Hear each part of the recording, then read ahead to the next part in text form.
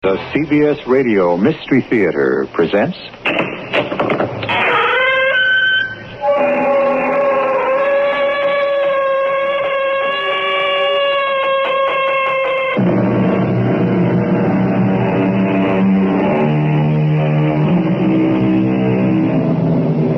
Come in. Welcome. I'm E.G. Marshall. Do you believe in prophecies? In seers and clairvoyance? Do you believe that certain people are gifted with second sight? In particular, the descendants of dark and tortured histories like the Celts? Then this story is for you. But if you are a non-believer, perhaps it is even more important you listen and learn.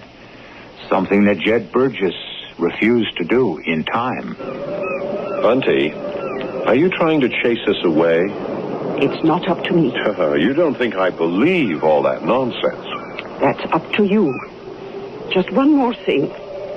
The name of the girl who died rather than be shamed. It was the same name as your wife's, Lorna.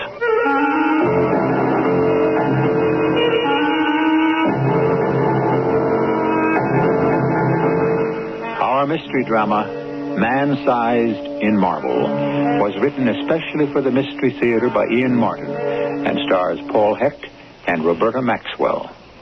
I'll be back shortly with Act One.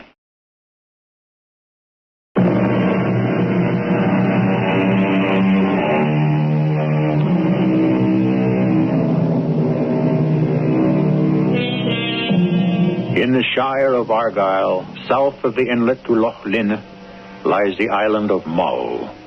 Still sparsely settled, its moors roamed by fierce Highland cattle, lonely, washed by mist and winds from the sea, its buildings ancient and haunted by bloody history. It is the perfect setting for a ghost story, which is what you're about to hear.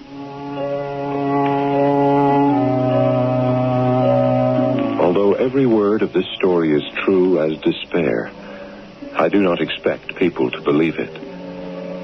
They all said we were hallucinating. There is even the suggestion that we were under the influence of drugs. Not so. But it doesn't matter. My wife, whom I loved beyond everything, is dead. I might as well be. If only I had brushed aside Lorna's voices from the beginning. Oh no. Lorna, what is it? Wait. I'll get the light. Oh. What is it, my darling? Is it a nightmare? It's Mother. Mother? What about your mother? She's going to die. You mean you dreamed that She's going to die. I know. But how? I saw it happen. She was in a taxi from the airport. And out of nowhere, a great big lorry, a truck. Oh, I knew I should never have let her go home to Scotland. I could feel death around her. No, my darling, you... I did with Dad before he died. I can always feel it. I should never have let her go back. Well, you know how she was looking forward to the visit. Well, who was there for her to see, really? No relatives, no friends? Well, she wanted to see the country she was born in. I don't want her to die there. I've got to go right away and bring her back. Darling, don't you see? I've got to try and stop it happening. Now, Lorna, let's be sensible. No. That's what I was with Dad. I didn't listen to my voice. I didn't believe the vision. Not this time. I'd never forgive myself if anything happens, and at least I didn't try. Well, okay, baby. I'll call the airlines and book 2 tickets on the first flight we can get out. 2? Well, you don't think I'd let you go alone, do you?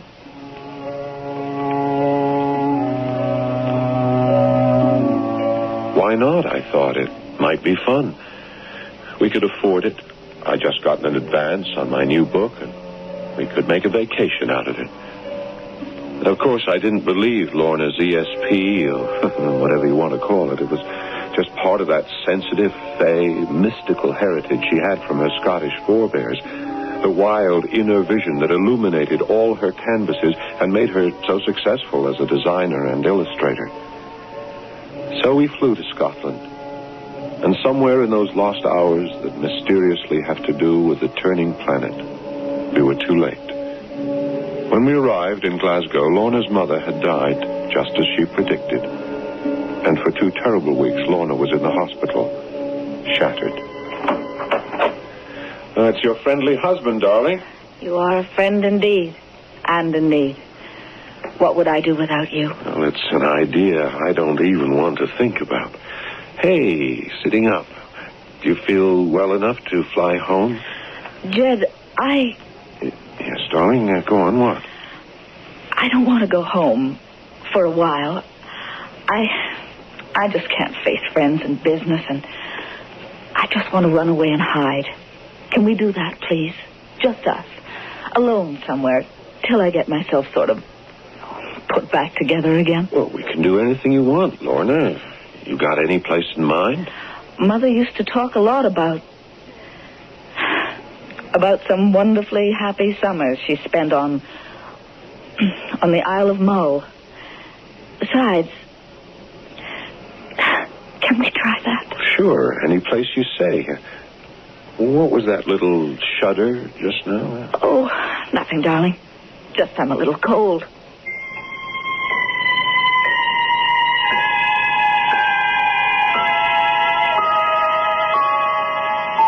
She was my life.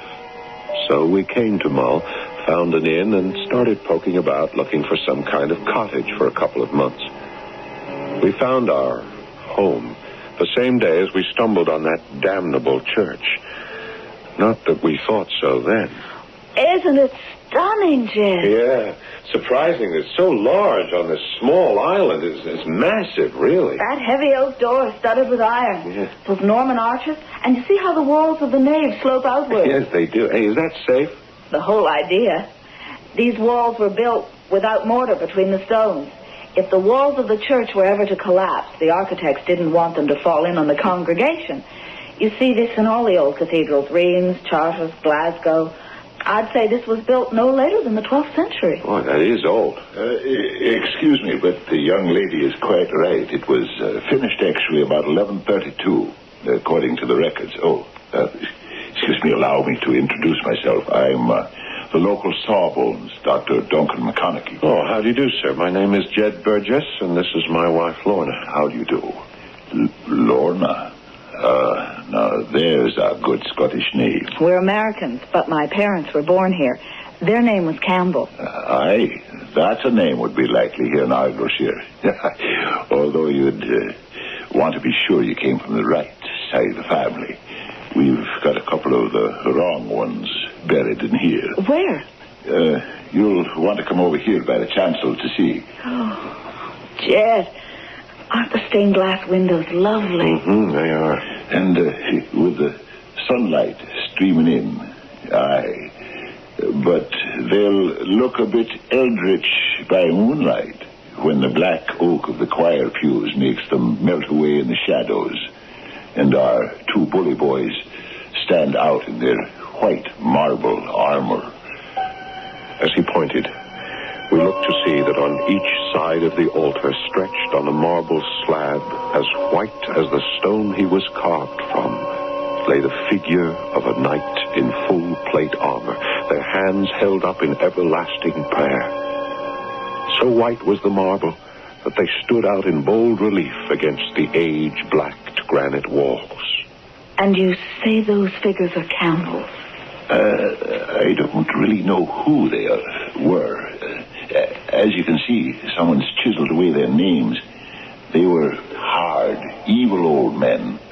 So wicked, apparently, that a bolt of lightning, which our islanders say was the vengeance of heaven, struck the house they lived in down by the water there, gutting it of everything but the bare stone walls. Yes, I saw a house by the water, but that's been restored, surely. Oh, aye. Eventually, someone took it over, thatched over what was left, and made a rather charming sort of cottage out of it.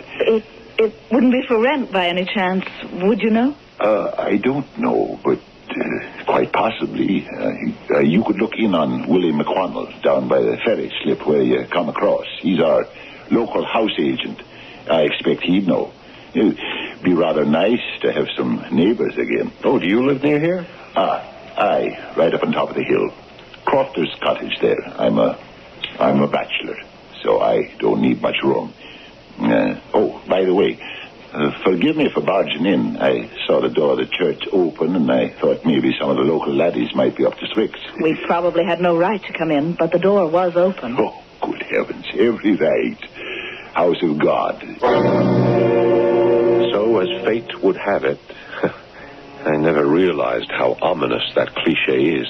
That very afternoon, we found Mr. McWannell, and he came right along with us to show us what finally became for us Campbell Cottage. The inside is quite marvelous, Jed. Everything up to date, and just look at how lovely it is outside. Oh, yes, you mean lovely. All the roses and the jasmine climbing all over it. Otherwise, it would be quite forbidding. By the same token, you'll have to admit it's dirt cheap. And what a location. I can paint, and you can ride out on the rocks there, looking out at the sea, and in the shade of that big oak. There's just one problem, Mr. McWannell. I'm a terrible cook, and I don't want to do any housework. Do you think... Could you find us someone who'd be willing to be housekeeper while we're here? Aye. Well, now, I'll see what I can do. I'd be willing to pay anything within reason. Aye.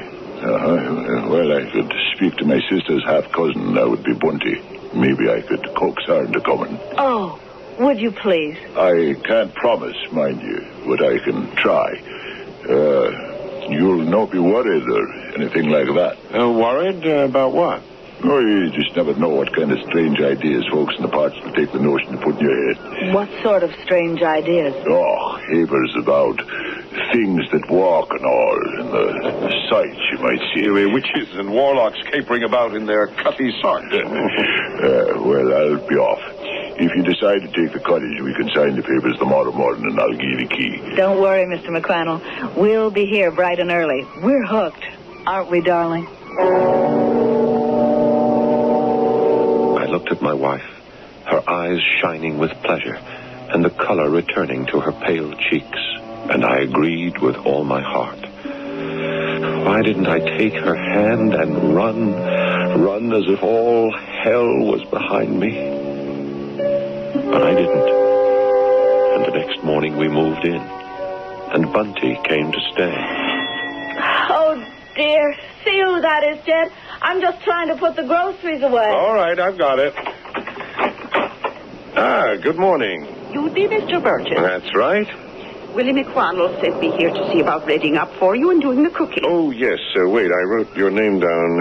Yes, you've been Mrs. Menzies. You can just call me Bunty. Ah. But I'll come in and have a talk with the lady of the house. And in she came. A little round, rosy-cheeked bundle of a woman with a no-nonsense attitude. And off she went to have her talk with Lorna. And whatever was said when they returned, her forbidding tone was gone, and she was all cheer and bustle. Now, the two of you are on holiday, so away out with you and enjoy yourselves while I get a whack at cleaning up this musty old place. Bundy's staying, as you can see, dear. But don't you want some help? You'll help me best by getting out of the way. I'll make you a little picnic, and off you'll go. One thing you've got to learn about Scotland is to take advantage of the sun whenever it's shining. But if you'll take my warning, you'll not want to be about much after dark. It was a long, golden summer. Mornings we both worked. The book was coming well, and Lorna was painting better than she ever had in her life. Afternoons, as soon as lunch was over, we'd take long walks if the weather allowed, ending up often as though pulled by a magnet to the old church. It was peaceful and lovely there, particularly by night, and Lorna and I dreamed many dreams. Sitting there, I often wondered about those two hard, evil old men who lay in their marble effigies on each side of the altar. After all their crimes and the blood that had stained their hands, had they at the last found peace and rest?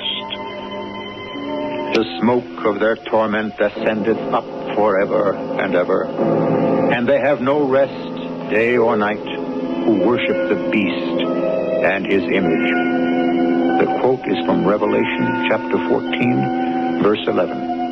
It is an apt forecast of what lies ahead. I'll be back shortly with Act 2.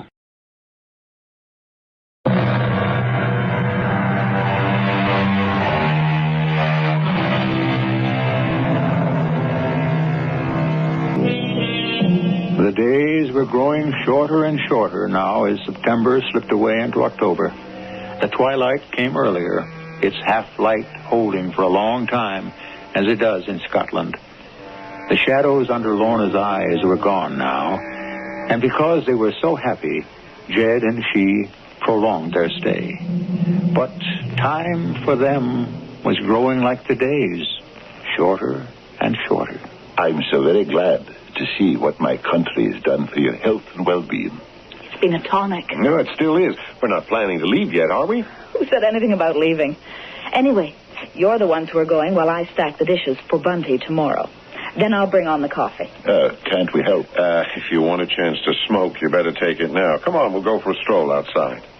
You see, Lorna can't stand my pipe. It's proof positive of how much she loves me. I don't mind it all that much. He just likes to be a martyr. Oh, not me. I can't think of one single cause that's worth dying for, except you, my love. The feeling's mutual. Now, come on. Don't let's talk about dying. Oh, what is it, darling? Nothing. Oh, I'm sorry. No need to be. No, wait. I've seen that look before. I told you it was nothing. Now, will you take our guest out of here so I can get rid of these dishes?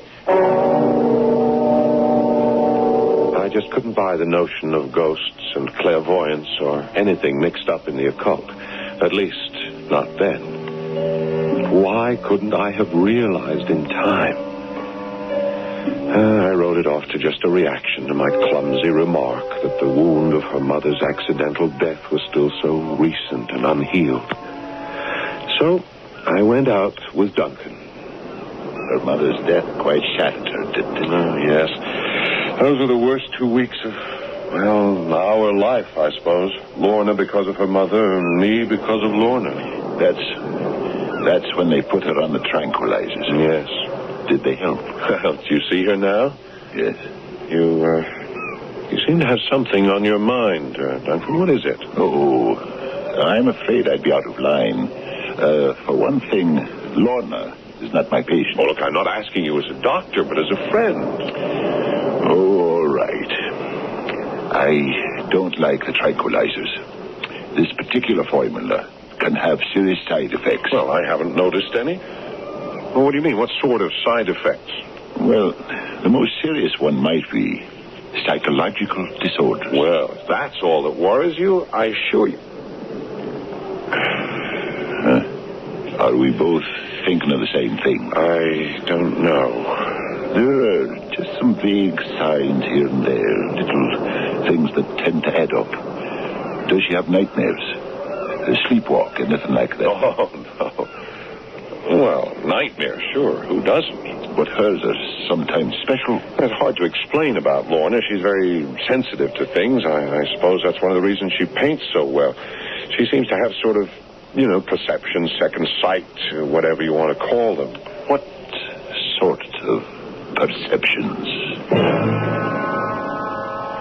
I'd started the whole subject, so of course I had to tell him about her dreams, about her father and mother's deaths. It sounded sort of silly saying it out loud, and I felt kind of guilty, violating a confidence about my wife, and I trailed off rather lamely.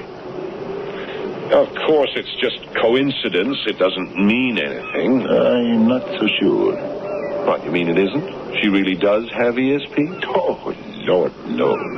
You'd never get a pragmatist like myself to believe in any spirit nonsense.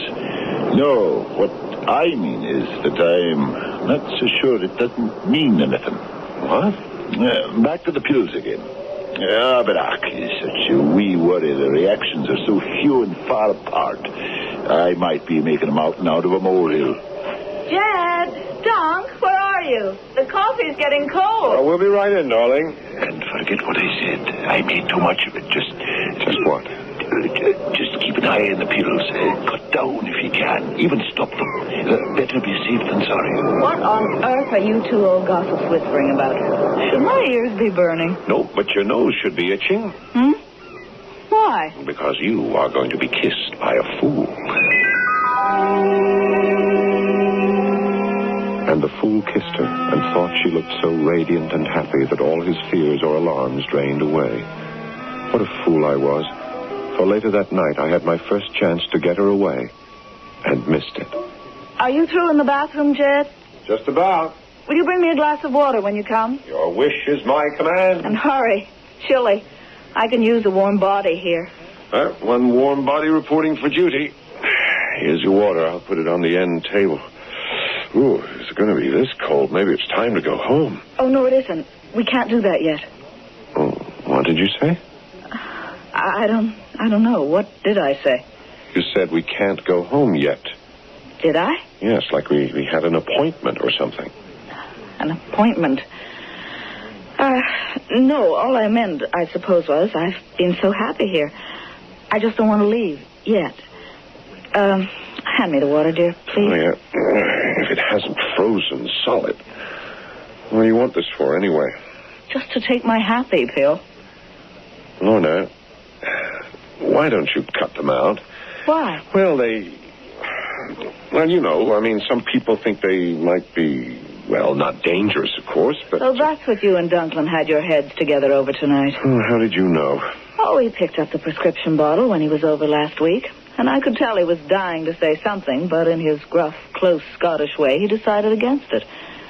Why does he say they're dangerous? He didn't exactly say they were dangerous. He was talking about side effects. Well, I certainly haven't had any. Oh, look, honey, just forget what I said. Let's enjoy the rest of our vacation here as long as it lasts. Or in this cold as long as we last. In hindsight, every phrase haunts me. As long as it lasts. It wasn't to be very long. But the days following that cold night held no premonition of the terror to come. Suddenly, the weather was balmy again. The mists dried away till the air was crystal clear and the sun floated lazily in high blue skies like our Indian summer. Lorna was breathless at the riot of color everywhere, and she was now embarked on a large oil canvas of our church on the hill. One day, I had left her there and gone down to the house to pick up a picnic lunch from Bunty. I found Bunty on the stone step outside the main door, squinting in the bright sun, her shawl about her shoulders, gazing anxiously up the path to the church. Did you leave the little missus up there all alone? Oh, wild horses wouldn't tear her away from the church till her painting was finished. I don't know. It's no place to be left alone, even during the day. Oh, a church, for heaven's sakes, Bunty. A church, and not a church. It's no my kirk. An ill place it is, and always has been. I've got your picnic basket inside. If you'll come in the kitchen with me, I've got a question to ask. And I've got a couple to ask myself. What do you want to know, Bunty? Will you be leaving soon now, Mr. Burgess? Leaving? Oh, well, I don't know how soon. Why? Well, I thought from Mr. McQuannell that you'd only be here for the summer. Well, yes, that was our original idea, but, well, with the glorious weather, we've decided to stay. Yeah, at least as long as it lasts. Well, it'll be all right, I should think. You'll be off in time. In time? For what? I'll no just mention that for the now. Here's your basket, all ready to go. Not quite yet, Bunty. I remember I said I also had a couple of questions. So you did? Yes, it's about that old church up there. I've asked around, but no one seems to know its real history, or at least to talk about. That'd be so. But you seem to. Now, can you tell me anything about it? It's a black and bloody place, and the devil keeps his worship there. Oh, come on, Bunty. You can't feel that strongly just because it's another denomination. I'm not talking about the now. I have nothing against old Minster Clachan and the skinty few that make their prayers there today. But you asked about the history. It was built with blood and plunder, and those who tried to buy eternal peace after sins that would turn even the soot on the devil's face as white as flour. Well, that's pretty graphic. Ask a foolish question. I suppose those two knights in marble on each side of the altar had something to do with it. Sir Ian and Sir Seamus Douglas. Their ancestors built the church to beg God not to visit the sins of those two upon their heads. So their name wasn't Campbell, but this was once their house. Stolen, like everything else. The brothers came to lie as honored guests in this house, and then in cowardice and perfidy rose up by night to slaughter mother, father, brother, servants, and all who paid homage to the lord of the manor, save only one, the daughter of the house. Oh, and what happened to her? They fell out in quarrel over her, and went to fighting for her like the brutes they were. And Seamus, with his claymore, struck Ian's head from his shoulders till it rolled on the ground, and then he turned to claim his prey. But she, poor bonny lass, fought against him in his bloody desire till he seized her about the neck, forgetting his own strength. Of a sudden, it snapped. So he was cheated of his prey. For 2 days he mourned his loss, until the Lord in his wrath hurled a lightning bolt that set the house and all in it to burn to ashes like a funeral pyre. So, that's the legend, is it? Oh, it's no legend. It's the truth. Oh, and how would you know, Bunty? My name is Menzies. As I told you, I am Highland born. Our blood runs thick, and on the woman's side, we all have second sight. The story has been passed by word of mouth from mother to daughter for generations more than I can count. And you'll no want to leave your wee wife alone up there in that place too long. Here's the basket. Be off with you. Oh, yes, I should get along. But I would like to talk to you more about No, that. I've said enough. I'll hope not to refer to it again. But it's good you'll be going soon. Are you trying to chase us away? It's not up to me. Oh, you don't think I believe all that nonsense? That is up to you. Just one more thing I might tell you. Oh, what's that? The name of the lass who died rather than be shamed.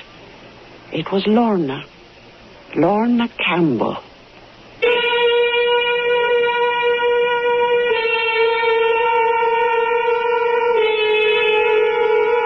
Well, what do you think?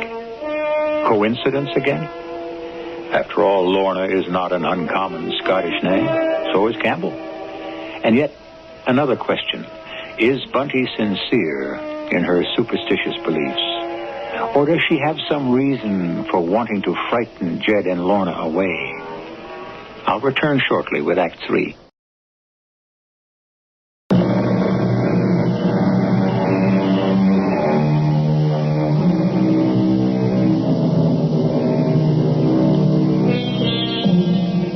It was Dr. Samuel Johnson who said, "Fear is implanted in us as a preservation from evil, but its duty is not to overbear reason."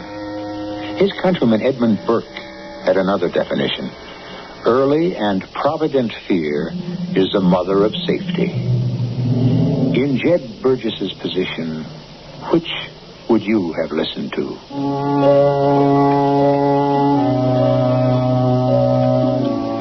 Climbing the hill to the church with a picnic basket, the cloud of Bunty's brooding, eerie legend weighed heavily on me. I hurried round the churchyard wall and down the bierback, a partly paved walk in the shadow of branching yews, so named because it was the way corpses were carried to burial. Coming out of the dark, I blinked for a moment in the bright sunlight, and then suddenly I felt a clutch of fear. Ahead of me stood Lorna's easel, the canvas resting on it, pallets and paintbox lying on a nearby tree trunk. But where was Lorna? Lorna? Lorna? I'm here, dear. Oh, where? Inside the church. Come on in a moment. Oh, yes, all right. I'll be right with you. What on earth took you so long? Oh, I got talking to Bunty. What are you doing in here? I got so hot under the sun waiting for you, I came in here to cool off. What were you talking to Bunty about? Oh, just local gossip. You feeling all right? Yes. Why? Oh, the sun isn't that hot. You have a fever or something? Of course not. What's the matter with my wanting to be in the shade for a little? Oh, nothing. I just thought it was strange. The sun seemed hot to you. What a busybody. All right. I just used that as an excuse. Oh, an excuse for what? I didn't want you to start, well, you know, teasing me, putting me on about... About what? Oh, you know, my ESP or whatever you want to call it. Jed, I'd stopped painting and was just sitting there, half asleep, waiting for you, when I thought I I heard a voice calling me from inside the church. Oh, what sort of a voice? A man. At first I thought it might be you. It was just my name, and it only called once.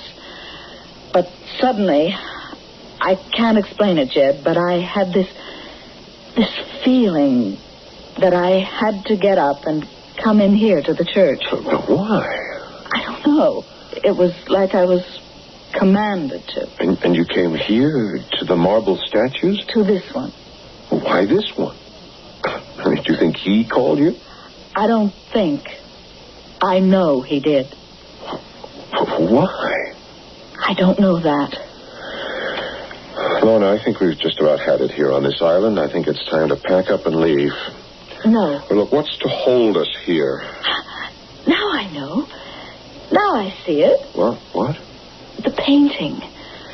It hasn't been working out. I wanted to capture the whole feeling of this church, the island, and it wasn't going right. But now I see it all. It's from the wrong angle. But look at it from here, Jed. These two old villains in the foreground, the altar with the stained glass windows in the middle, and the heather and the rocks and the sea through the plain glass ones, each on each side, framing them as a background. It's perfect. How long will it take? I don't know. But I do know it's something I have to do. I'll be ready to leave just as soon as it's finished. Okay. But that's a promise. It's a promise. The moment it's finished. How could I know it would never be finished? The first cloud on our extended summer horizon came from Bunty. To tell the truth, I'd completely forgotten her harsh, cruel old legend as I was driving to try to finish my book before we left, till one day she surprised me. I thought it best to come to you, sir. I want to give my notice. Notice? Well, when? I'll stay through Saturday, but I'll no be back after that. But why, Bunty? I thought you promised to stay as long as the good weather lasts. I did, but it's going to break. I will not stay here through Monday. And neither should you. But why? I told you I was afraid. Of what? Of them two. Who? Sir Seamus and Sir Ian. Oh, we're back to them again. They've been dead for 1,000 years. Their bodies still lie in the church, drawed out in man-sized marble. But they're cold stone, Bunty, and their ghosts are quiet enough. We haven't heard hide nor hair of them all summer. It's no summer the more. It's close to the end of the old year. The end of the...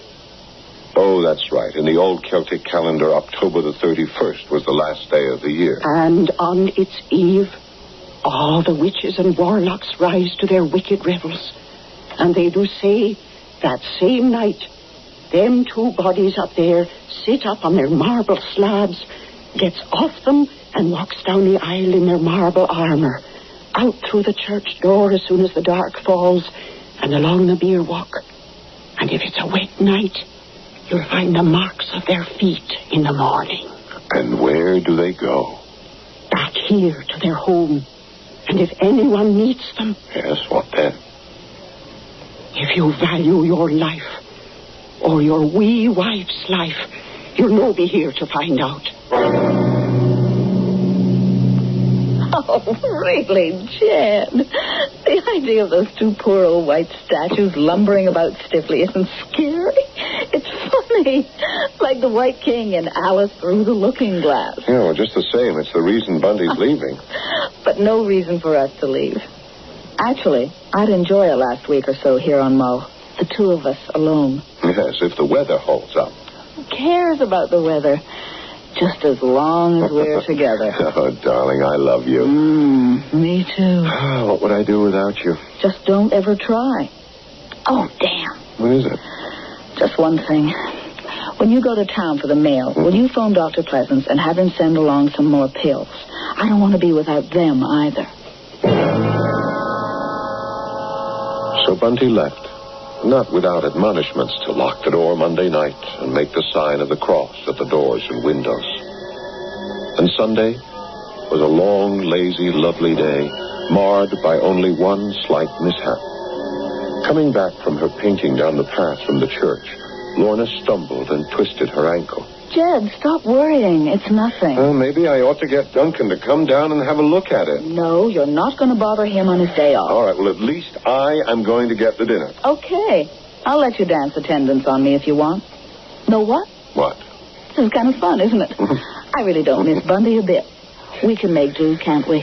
Sure, I guess so. If it's not too long. Oh, it won't be long now. And it wasn't to be. That night, Lorna slept fitfully for the first time in ages. I wrote it off to her sore ankle, and in the morning, I didn't wake her. Whacking away on the typewriter at the last chapter in my book, the morning went by without my thinking about what day it was. I had a great urge to finish, partly induced, I guess, because the weather had finally turned. Jed, why didn't you wake me? Oh, I didn't have the heart, Lorna. You didn't sleep very well. Was it your ankle? No, it's all right. The weather, maybe. I can always feel a storm coming. That and medication running out over the weekend. I sure hope it's arrived by this morning. Would you mind going down to the post office to see? No, of course not. I tell you what I'm going to do. I'm going to start packing. I want to get away from here. Oh, that suits me. Your painting finished? No. I just want to go. Well, what's wrong, honey? Oh, nothing. She should have told me while there was still time to get off the island, but she didn't. There was no mail at the post office, and I stopped off to settle with Mr. McWannell and tell him that we'd be leaving the next day. It was mid-afternoon by the time I got home. It's almost dark enough to turn the lights on already. Yeah, it looks like we're in for a bad storm. Oh, I wish we'd gotten away. So do I. I'm so jumpy. If only at least my pills had come. Jed? Yes, honey. I don't think I could take another night like last night. I suppose maybe Duncan, even feeling the way he does. Oh, certainly he would give you something. I suppose maybe you could run up there now quickly and ask him before it gets dark or the storm hits. Oh, sure. Why don't you come with me? I can't. My ankle's bothering me a little. Yeah, I hate to leave you alone. It'll be all right. Just hurry back with something to calm my nerves. She came to the door with me. Outside, the light was fading fast, and the sky was a churning mass of great black clouds. Maybe I shouldn't send you out like this. Well, it's now or never. Hurry back. Now, you lock that door tight till you hear my knock. I will. Goodbye, darling. I had the impulse to tear the door open on that goodbye, but I never did. Instead, I hurried up the hill. I was glad I'd brought the torch, for all of a sudden the darkness closed down and it was black as night. I was passing the church when the first flash of lightning came, and I thought that I saw some movement through the thick yew trees that arched over the beer walk. I stopped to listen as the thunder died away. Something about the special sound of those footsteps sent me circling around the graveyard to the church. The heavy door was swinging in the wind, and that strange something pulled me like a magnet through it and into the church, up to the altar. And in another jagged flash of lightning, my heart gave a sickening leap as I saw that the bodies drawn out in marble, the two statues, were gone. In the dark, numbly disbelieving, I stretched out my hand to run it over the smooth slab, and then, in the light of another lightning bolt, I could verify that neither figure was there. In a sudden mad panic, I rushed from the church into the beer walk, and there, in its dark, I plunged headlong into... Oh, no, you don't. Hold on. Let me go. Don't go in there. What's the matter with you, man? Do you want to be struck by lightning if it hits those huge trees? No, you don't understand. The marble figures, the knights, they're gone from the church. Either you're daft or those tranquilizers. Let me go. I tell you, I've seen the bare slabs. All right. Till this blows over, we'll go in and you'll show them.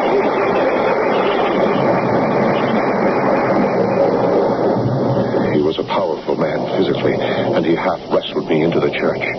Behind us, the storm seemed to die away as fast as it had come. There they are, man. Large as life. No. So much for your missing figures. No, but it must have been some trick of light. No doubt. Still, hey, there's been some mischief afoot here. What? Where? Someone's broken a finger off of this one's hand. Oh, the laddies and their Halloween pranks. Halloween.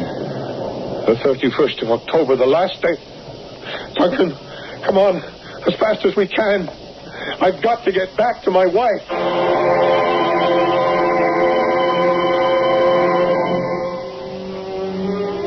Do I have to tell you what we found? The house was ablaze with candles. The lights must have failed. They were stuck everywhere. Candlesticks, vases, ornaments, the mantle. Light was always Laura's defense against the unknown. But this time, she'd had no defense. She lay in a little crumpled heap, one hand clasped tightly about something, her head at such an... I knew before Duncan told me. I'm sorry, Jid. No doubt. She's dead. How? A broken neck. I can see that. I asked you how. She must have tripped, fallen. What's that touched in her hand? Here, let me see. Oh, good Lord. It's the marble finger. The one that was missing from the statue.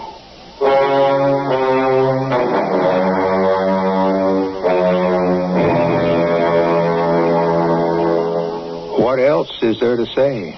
Those two massive dead white figures stomping through the wild night in their marble armor will haunt me the rest of my life. Did Lorna expect them? Was there something in her voice and her visions that drew her inexorably back to her appointment with the death of another girl named Lorna, suffered 10 centuries before? I don't know. I don't even want to know. I'll be back shortly.